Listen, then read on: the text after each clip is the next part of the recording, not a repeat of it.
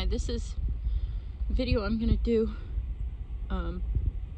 something that I learned a couple years ago about, one, myself, two, just how to keep myself healthy enough to do what I'm doing right now. So I'm in the bee yard, and I had to bring pollen down here early so I could refill the pollen feeders. And I wanted to show you this hill. It's a steep, long one. I have to go up that and down that every time I want to come here to check the bees. Now I can either choose to go here and up, which is one steep hill, or over here, I have a fence line over there. I can go over to the fence and then up the hill, but then there's a ravine right here, so I gotta go back down in and up the second hill right at the tree line to get back to the vehicle. I think that I might possibly invest in a gator sometime soon if I'm gonna continue this, because it's a lot of exercise. So I got the pollen feeders full. The bees are still in the hives, but it's gonna get 56 today, I believe, but it's supposed to rain at about 2 p.m. It's overcast right now, but I've been feeding them for the last probably 3 or 4 days because it's been up in the 50s, and they're going through pollen like crazy. So I just refilled this little pan here, and they'll get in there today, and I'm guessing they'll have that ate before it starts to rain, depending on how fast it warms up and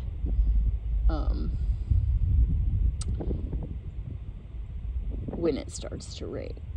But anyway, this whole bee thing is not the point of my video. The main thing is to talk about these hills that I have to go up and down every day, because I not only do the bees here, but I also have the milking sheep and the cows, horses and donkey things, alpacas for the fiber to spin to make clothing.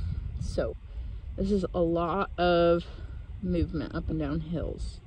So later I'll splice in the part of the video where I'm going to talk about that and what it has done to me and how I overcame and now can prevent it from happening again.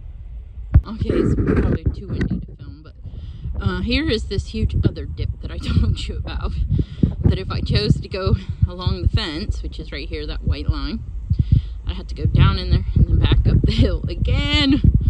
Ugh. So what I do is, I actually came this way so that I could get a picture of it. I could have, I guess. But if I go and stick there where I normally go up, then I'm going to do that. I'm going to go around this big ravine so I don't have to go back down in there again. Save my legs. Whew.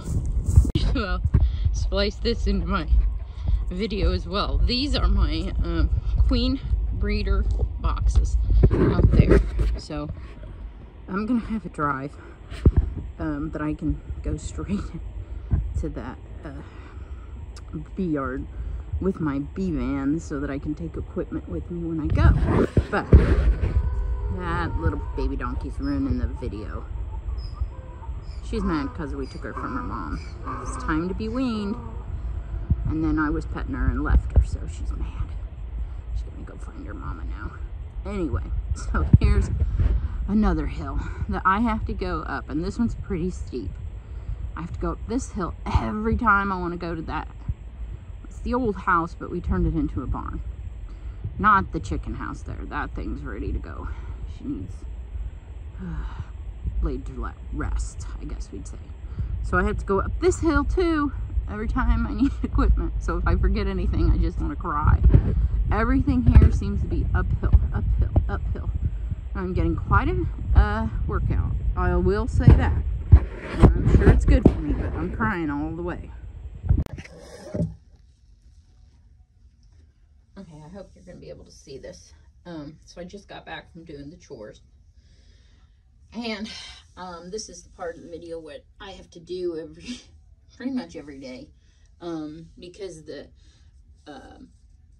hills on the farm, the first year that I was working there all year, and then that winter when I sat down, mostly all winter, because I'm not doing things outside anymore, I had the most excruciating hip pain of my life.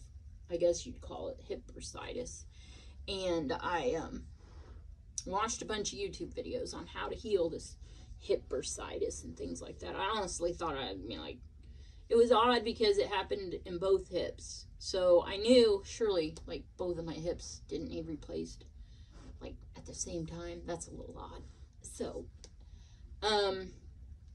I did all research. I think it's Bob and Tom. They're like the greatest, I don't know what they call themselves on the YouTube. And I watched and I watched and I watched. How am I going to fix this? How am I going to fix this? Because if this doesn't go away, I'm not going to be able to do anything anymore. It hurts so bad. In fact, what I did that gave me some relief, because I tried the stretches, I tried everything they told me to do, and nothing was working. And it was such a low, dull, aching pain. Almost couldn't stand it. I had a 55-gallon drum that I cut in half, and I laid it in the center of my bed. I covered it with like egg crate so that it was soft. And for several nights, probably a week, I laid on top of that 55-gallon drum to, I don't know, relieve pressure off my hips. Couldn't sleep on them because the pressure on them made it hurt so bad. Can't explain it, but it's horrific. Anybody who's had it knows exactly what I'm talking about, and they wouldn't be laughing at me right now. Trust me. So, when I was a little kid, I think it was gym class in school, I always used to sit like this, and they scolded me and told me not to sit like this, and I'm not sure why, but I might have watched a video that said it would do something detrimental. So, anyway, something possessed me to try and sit like this again. And yeah, it hurt, but obviously it was because I guess my tendons were so tight that I couldn't, but I kept working at it. And just 30 seconds at a time, I would do it, and then I would quit and wait, and then I would do it again.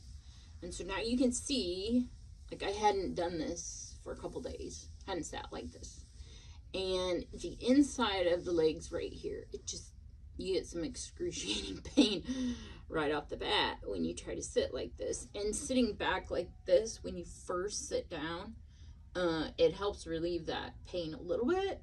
I mean, it's still going to be painful. I'm not going to lie to you. You're just going to have to suck it up. Okay. And then I put my toes, I kind of point them down, and I just keep working them out slowly if I can. The further I can go and the further I can go. And then I start working my way forward. And when I work my way forward, I can feel a lot of pull in here. And so my goal is just to start sitting like this more and more and more. So that's why I have things down on the ground. So I have to get down on the ground more. I had my computer down here, but it was just too hard to move to work on my computer. But I'm going to find something that I love to do that's going to force me to get down like this. And then you can see that it gets more and more comfortable. And then when you want to get up, you have to almost push yourself up because it hurts to, you know, be in that position almost. And then you can get up. And you can bring your knees back together and slowly get up, because you're not going to be able to walk right away after you get up.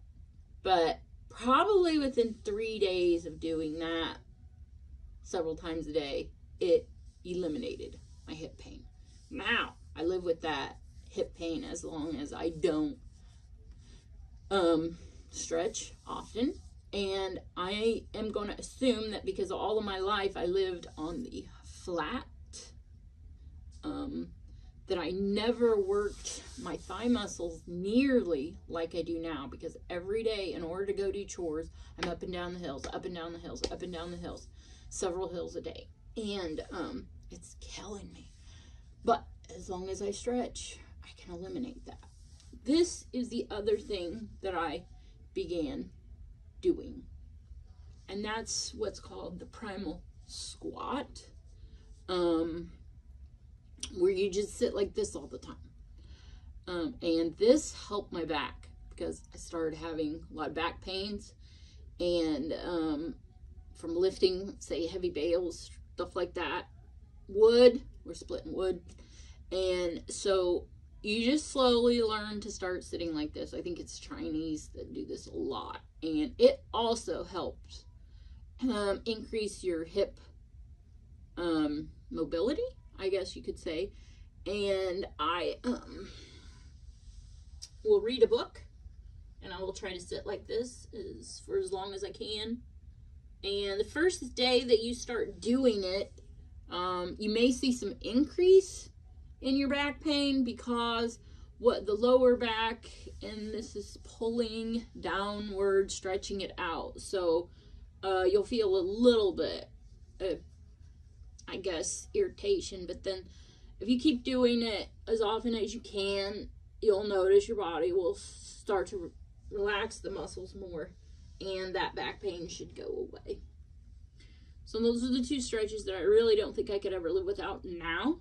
And they have allowed me to continue at the farm where I have to go up and down those hills. Otherwise, I would have to just relocate to somewhere that it's flat. And I don't really want to do that. So I'm really just working on me, making myself healthier and eliminating surgeries. I also have a good stretch for my shoulder, but I guess I can do that in a future video, because I thought I was going to have shoulder surgery, but I managed to prevent that.